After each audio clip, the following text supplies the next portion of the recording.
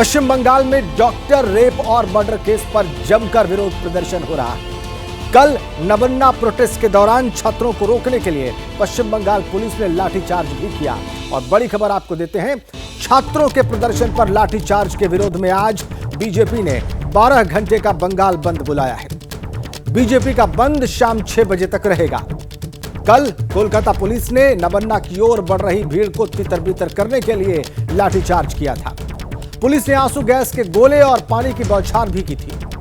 प्रदर्शनकारी आरजी कर medical college और अस्पताल में महिला डॉक्टर की रेप के बाद हत्या का विरोध और सीएम ममता बनर्जी के इस्तीफे की मांग कर रहे थे। आज बीजेपी ने 12 घंटे का बंगाल बंद बुलाया है। शाम 6 बजे तक ये रहेगा। कल जो कुछ हुआ हम आपको बता रहे हैं।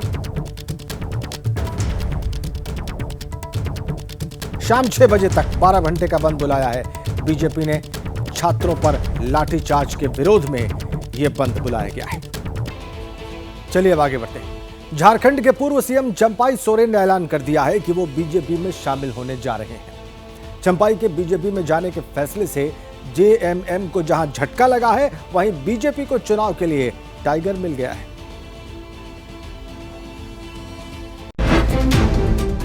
सोमवार की रात को असम के सीएम और झारखंड के चुनाव प्रभारी हिमंता बिस्वा शर्मा ने ये तस्वीरें सोशल मीडिया पर पोस्ट की और 10 दिनों से चले आ रहे चंपाई के सस्पेंस का पर्दा गिरा दिया। सुबह एबीपी न्यूज से बात करते हुए चंपाई सोरेन ने भी कह दिया कि 30 अगस्त को बीजेपी ज्वाइन कर रहा हूं।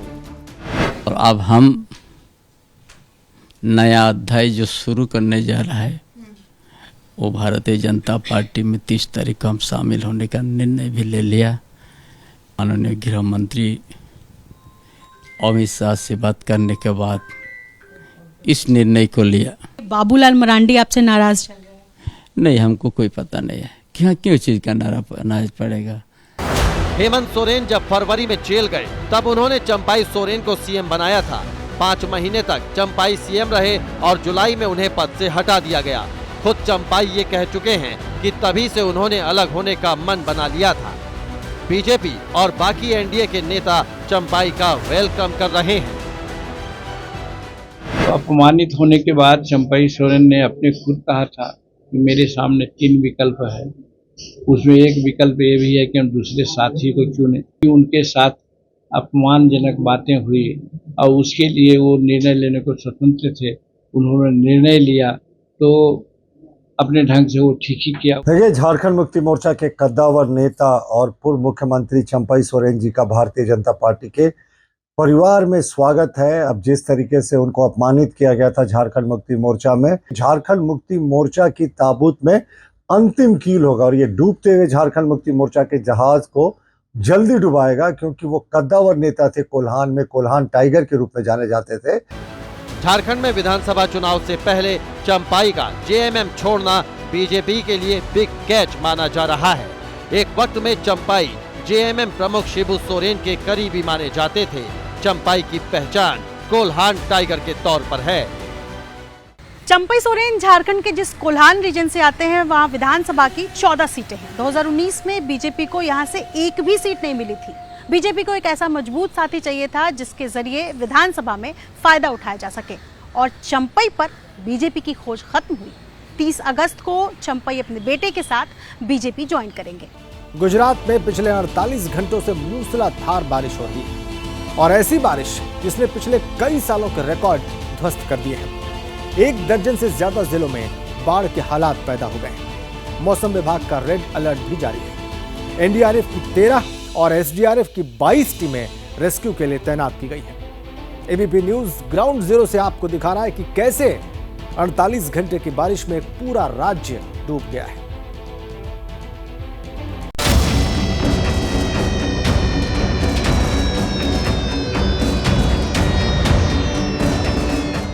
स्कूल बंद है, दुकानें बंद हैं, सड़क पर गाड़ियों की आवाजाही बंद है।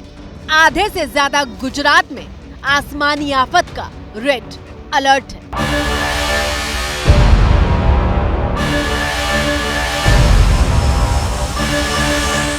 1 मिनट 47 सेकंड की ये तस्वीर बता रही है कि राजकोट पर सोमवार रात कितनी भारी गुजरी है। पूरी रात बारिश होती रही और सुबह करीब 7 बजे लोग जब घर से बाहर निकले तो सड़क पर सैलाब उनका इंतजार कर रहा था।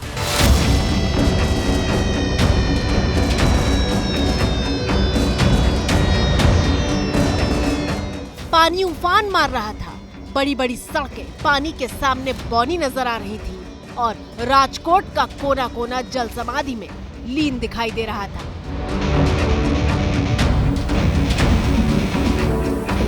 गुजरात भी ये समझ नहीं पा रहा है कि आखिर बारिश इतनी बेरहम होकर क्यों बरसी है कि शहर शहर जल कर्फ्यू जैसे हालात पैदा हो गए।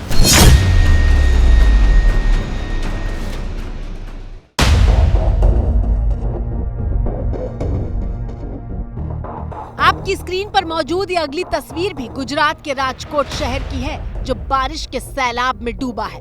सौराष्ट्र में आने वाला गुजरात का चौथा सबसे बड़ा शहर है राजकोट।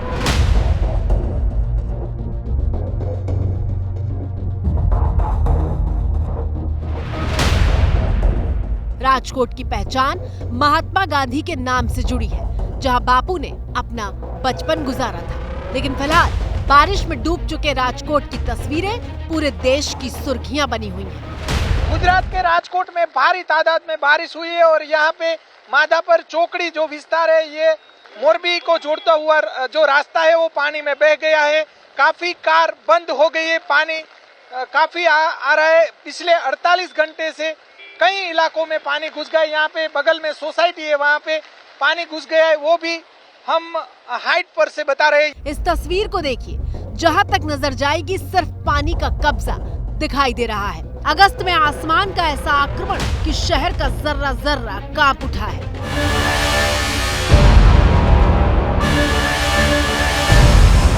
तस्वीरें राजकोट शहर के मुख्य चौराहे की हैं और गवाही दे रही हैं कि कैसे गाड़ियां पानी की बंधक बनी हुई। पानी में फंसी ये 2 कार बता रही हैं कि कैसे बाढ़ ने राजकोट शहर की रफ्तार पर ब्रेक लगा दिया है। इस चौराहे से गुजरने वाले ट्रक को गौर से देखिए, कैसे वो लड़खड़ाते कदमों के साथ पानी को चीर कर आगे निकल रहा है। जरा सोचिए, शहर के मुख्य चौराहे पर अगर कमर तक पानी भरा है तो कॉलोनियों और गलियों का क्या हाल होगा। बहुत तकलीफ है, यहाँ 3-3, 4-4 फुट पानी भरा है। यहाँ सब गाड़ियाँ डूब रही है, बहुत परेशानी है सब लोगों को। आजू बाजू के सब सोसाइटी में पानी है। यहाँ पे जो लोग हैं वो कितने परेशान हो रहे हैं। माधापर चौकड़ी जो विस्तार है, वहाँ पे ज्यादा बारिश हुई है और उसके कारण लोग प्रभावित हुए। यहाँ पे दिख रहा है कि जो स्कूटर चालक है वो कितने परेशान हो रहे हैं। महानगर पालिका की जो प्री मॉनसून की जो कामगिरी है वो पानी में बह गई है।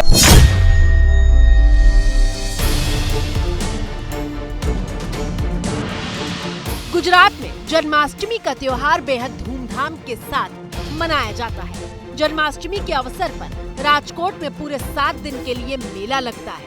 20 लाख की आबादी वाले राजकोट के लिए ये बेहद खास मौका होता है। लेकिन इस बार मेले का ग्राउंड पानी से लबालब है। न जश्न है न रौनक है, हर तरफ बस बाढ़ की बर्बादी का मंजर है। मेले में पानी भर गया है। मेले में तो हम देखा ही नहीं है मेला कैसा है। शहर में चौक चौराहे से लेकर कॉलोनियां तक डूबी हुई हैं। तो वहीं राजकोट जिले के गांव में जान बचाने के लिए इस तरह के रेस्क्यू ऑपरेशन चलाए जा रहे हैं। राजकोट में बारिश के बाद हालात कितने गंभीर हैं, उसकी गवाही दे रही है ये तस्वीर। नदियां उफान पर हैं और अपना रास्ता बदलकर रिहायशी इलाकों में घुसने लगी हैं। राजकोट में भारी बारिश के कारण यहाँ पे रामनाथ महादेव जो मंदिर है, पानी उसके ऊपर से पसार हो रहा है। भारी तादाद में आजी डैम ओवरफ्लो हुआ है। तरफ अलग अलग सोसाइटियां है, वहाँ पे भी पानी घुस गया है। यहाँ पे जो अलग अलग सोसाइटी में जो लोग बसते हैं वहाँ से दूर किए गए। यहाँ की परिस्थिति बहुत खराब है और बारिश लगभग 48 घंटे से 22 से 25 इंच बारिश हो चुकी है और यहाँ सबके घर में पानी भी चला गया है। ये सोसाइटी में से बाहर पानी निकल रहा है, लोगों के घरों में पानी घुस गया है। लोगों के अलग अलग जो सोसाइटियां है, अलग अलग शहरिया है, वहां पे पानी घुस गया है। जिस रास्ते पानी उफान मार रहा है वो नदी का नहीं बल्कि आम लोगों की आवाजाही वाली सड़क है जो अब सैलाब की शक्ल ले चुकी है।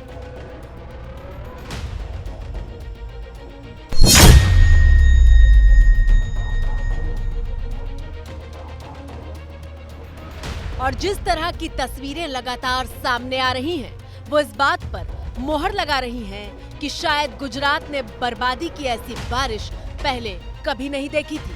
तस्वीरें गुजरात के जामनगर से आई हैं और देखिए ट्रैफिक पुलिस चौकी किसी नाव की तरह बारिश के पानी में बहती हुई दिखाई दे रही है।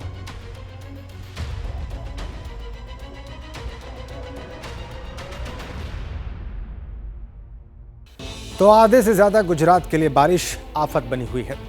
राहत और बचाव की टीमों ने अलग अलग इलाकों से करीब 15,000 लोगों को सुरक्षित जगहों पर पहुंचाया है।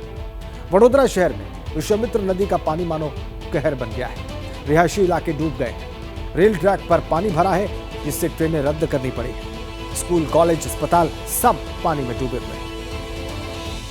कितना तेज पानी का फ्लो आ रहा है। अब मैं आपको दिखाने की कवायद कर रहा हूं कि मैं देखिए यहां से आगे की ओर बढ़ रहा हूं। देखिए कितना तेज पानी का फ्लो है। अब ये राजेंद्र जी इधर दिखाइएगा, ये फ्लो देखिए आप। मैं आगे बढ़ना कितनी मशक्कत का काम है कि देखिए पैर आगे बढ़ा रहा हूं और ये फ्लो पानी की ओर पीछे की ओर खींच रहा है। पूरी ताकत लगानी पड़ रही है मुझे आगे बढ़ने के लिए। ये देखिए, और ये इसलिए दिखा रहा हूं कि ये बताने के लिए काफी है कि किस तरह से यहाँ पर पानी का फ्लो अंदर की ओर घुस रहा है।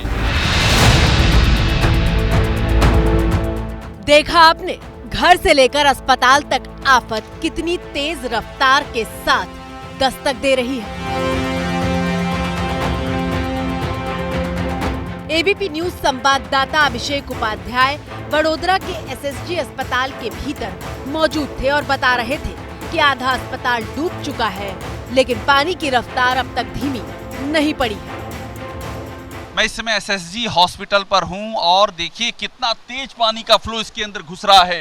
ये भयावह तस्वीरें हैं। ये पानी का फ्लो इतना तेज है कि यहाँ पर मैं इस समय इस एसएसजी हॉस्टल का ये जो गेट है इसको पकड़ के खड़ा हूँ। अदरवाइज यहाँ पर इतना तेज फ्लो है कि खड़ा होना भी मुश्किल है। तेजी से पानी अंदर की ओर घुस रहा है। सामने मुझे दिखाई पड़ रहा है कि कुछ लोग उस साइड फंसे हुए हैं जो कि वो पार नहीं कर पा रहे हैं क्योंकि उधर पानी का फ्लो बहुत तेज हो गया। और ये पानी का फ्लो इतना तेज है कि इस पर बगैर सहारे के खड़ा रहना भी लगभग नामुमकिन है। ये इतना तेज पानी का फ्लो है। वडोदरा के एसएसजी अस्पताल का पोस्टमार्टम हाउस से लेकर ब्लड बैंक और आईसीयू तक डूब चुका है। आप क्या ब्लड लेके जा रहे हैं? ब्लड लेके जा रहा हूँ। पेशेंट के लिए ब्लड लेके जा रहे हैं तो पूरा पानी भरा हुआ है। पानी आगे भरा हुआ है। हाँ। जो जिंदगी और मौत से लड़ रहे हैं वो यहाँ पर भर्ती हैं, लेकिन यहाँ एक और लड़ाई चल रही है। वो है इस भीषण बारिश और अस्त व्यस्त जो सिस्टम है, मशीनरी है, उसके बीच में। तस्वीरों में अस्पताल की बिल्डिंग के ऊपर कुछ लोग मौजूद दिखाई दे रहे हैं और नीचे की तस्वीर देखिए, दीवार से लेकर गेट तक बस कुछ इंच हिस्सा ही पानी की पहुंच से बच पाया है। अब वडोदरा के एक दूसरे इलाके की तस्वीर देखिए जहां 2 घंटे के भीतर ये पूरा का पूरा इलाका जलमग्न हो गया।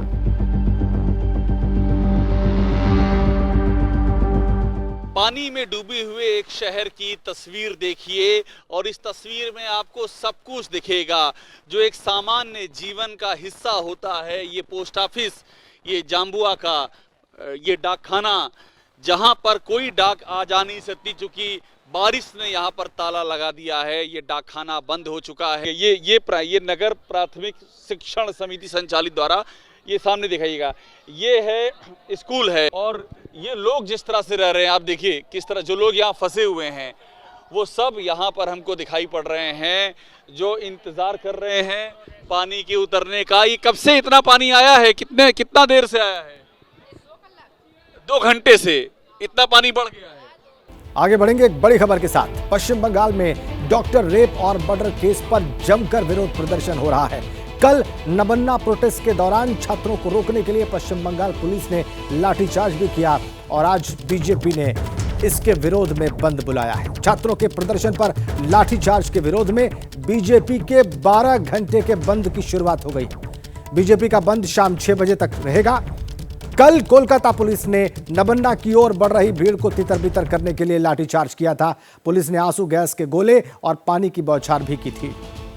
प्रदर्शनकारी आरजीकर मेडिकल कॉलेज और अस्पताल में महिला डॉक्टर की रेप के बाद हत्या का विरोध और सीएम ममता बनर्जी के इस्तीफे की मांग कर रहे थे। और अब देखिए एक्सक्लूसिव तस्वीरें। बीजेपी का जो बंगाल बंद है वो शुरू हो चुका है।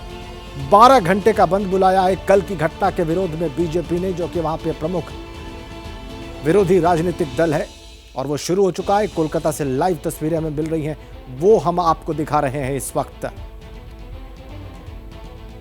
অভয়ের জন্য করছি আর পুলিশের অত্যাচারের জন্য করছি। কাল পুলিশ तो ये बंद शुरू हो चुका है। बीजेपी के नेता विरोध प्रदर्शन कर रहे हैं। बीजेपी ने बंद बुलाया है, बंगाल बंद 12 घंटे का ये शुरू हो चुका है। तस्वीरें इस वक्त आप देख रहे हैं। शाम के 6 बजे तक ये बंद है, लेकिन सरकारी कर्मचारियों को इसमें शामिल करने से ममता सरकार ने मना किया है। समय से ऑफिस पहुंचने के लिए कहा है। कल जो देखिए, हमने आपकी स्क्रीन पर दूसरी तस्वीर रखी है कल की, जब नबन्ना मार्च जो चल रहा था स्टूडेंट्स का, उस पर लाठीचार्ज हुआ, आंसू गैस के गोले छोड़े गए पुलिस की ओर से। और उसके बाद आज उसी घटना के विरोध में, कल की घटना के विरोध में बीजेपी ने बंद बुलाया है। दोनों ही तस्वीरें, आज की ताजा तस्वीर बंद की और कल के प्रोटेस्ट की तस्वीर और पुलिस के लाठीचार्ज की तस्वीर, आंसू गैस के गोले दागे जाने की तस्वीर, दोनों ही तस्वीरें इस वक्त हमने आपकी स्क्रीन पर रख दी है। बंद बीजेपी का शुरू हो चुका है और कल की तस्वीर भी आप देख रहे हैं, जब नबन्ना जो मार्च चल रहा था उस पर आंसू गैस के गोले दागे पुलिस ने। ये देखिए, पानी की बौछारों का इस्तेमाल किया, लाठीचार्ज किया और इसी के विरोध में आज ये बंद बुलाया गया। एक्सक्लूसिव तस्वीरें इस वक्त आप देख रहे हैं कोलकाता से।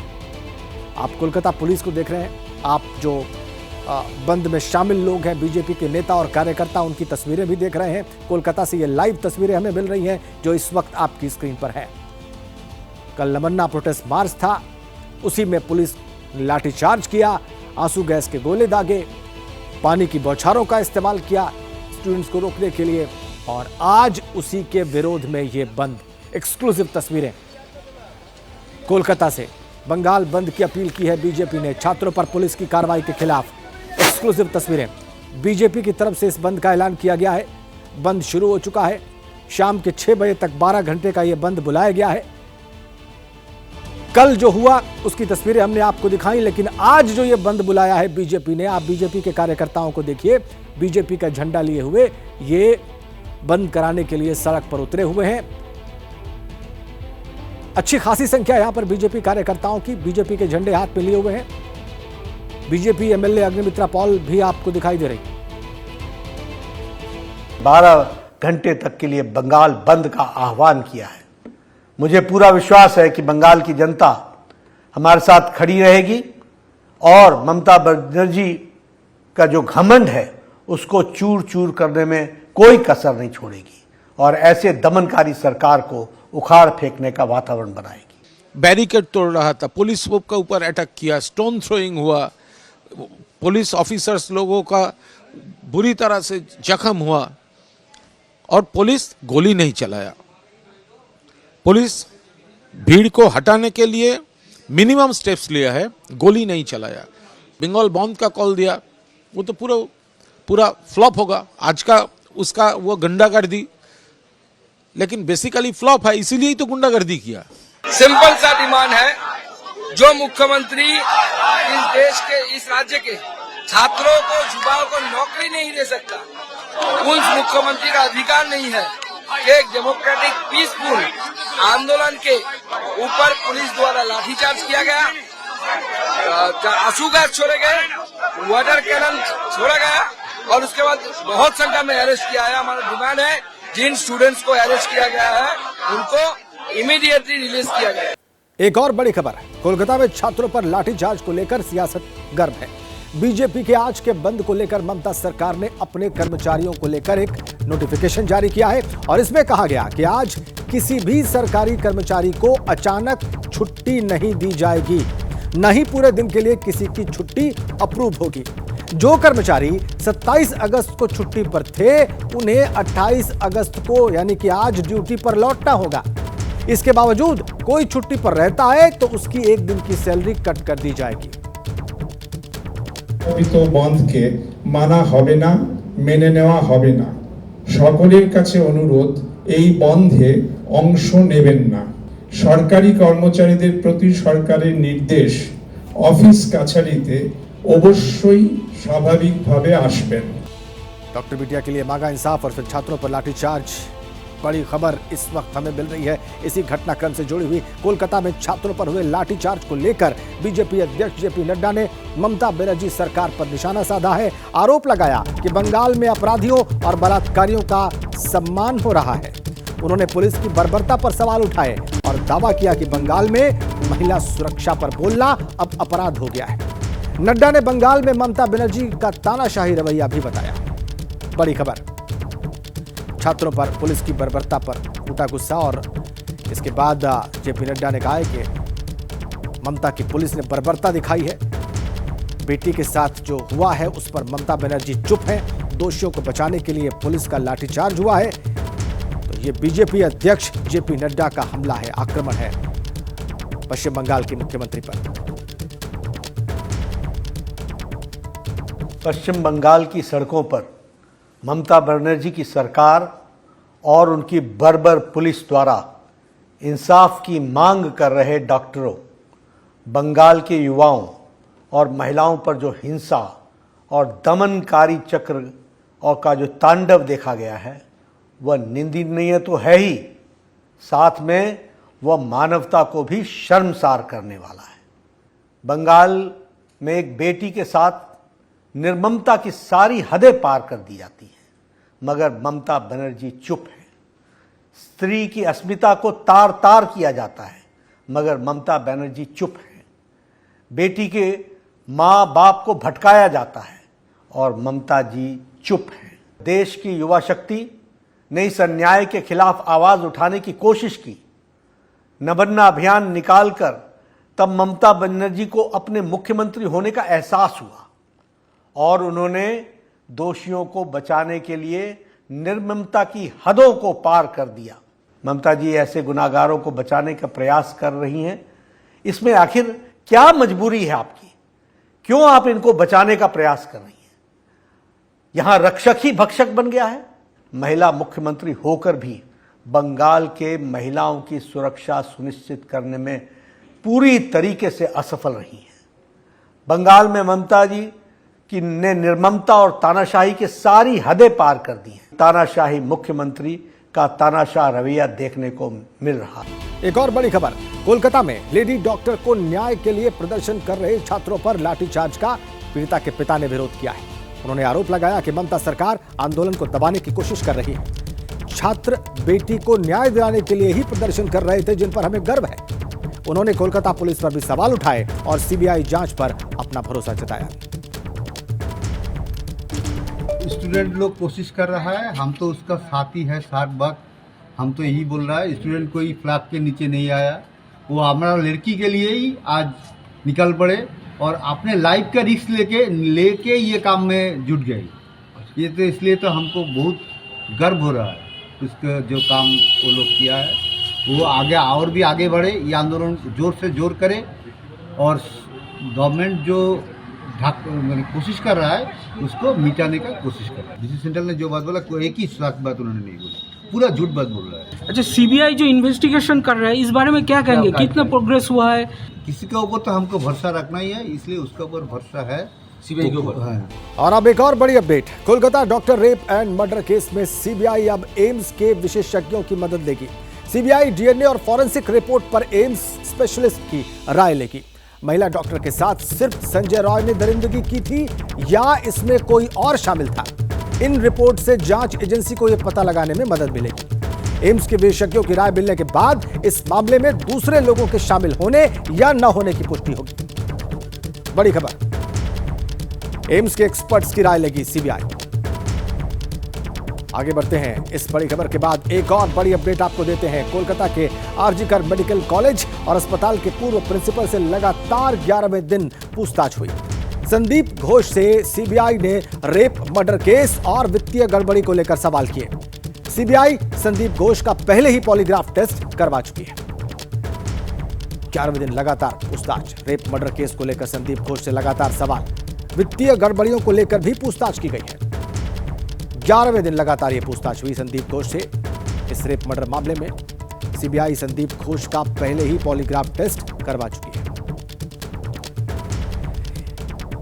एक और बड़ी अपडेट अब हम आपको देंगे। जी, Kolkata rape and murder case में सीबीआई एएसआई अनूप दत्ता का पॉलीग्राफ टेस्ट करवाएगी। बड़ी अपडेट, सीबीआई को कोर्ट से पॉलीग्राफ टेस्ट की मंजूरी मिल गई है। अनूप दत्ता आरोपी संजय रॉय का करीबी है और आरोप है कि रेप और हत्या के बाद आरोपी अनूप दत्ता के बैरक में आराम करने गया था।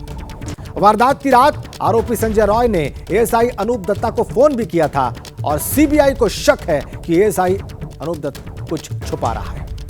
बड़ी खबर, अनूप दत्ता आरोपी संजय रॉय का करीबी है। अब उसका पॉलीग्राफ टेस्ट होगा और इसके लिए कोर्ट की मंजूरी मिल गई है। बड़ी अपडेट, एएसआई अनूप का पॉलीग्राफ टेस्ट करेगी अब सीबीआई और इसकी मंजूरी कोर्ट से सीबीआई को मिल चुकी है। आरोपी संजय रॉय का करीबी है एएसआई अनूप दत्ता। तय हो गया है कि अब इसका पॉलीग्राफ टेस्ट होगा और यह करेगी सीबीआई। इसकी मंजूरी मिल चुकी है कोर्ट से। ये बड़ी अपडेट इस वक्त की और ये महत्वपूर्ण अपडेट। ये पॉलीग्राफ टेस्ट इस सारी जांच में एक महत्वपूर्ण कड़ी।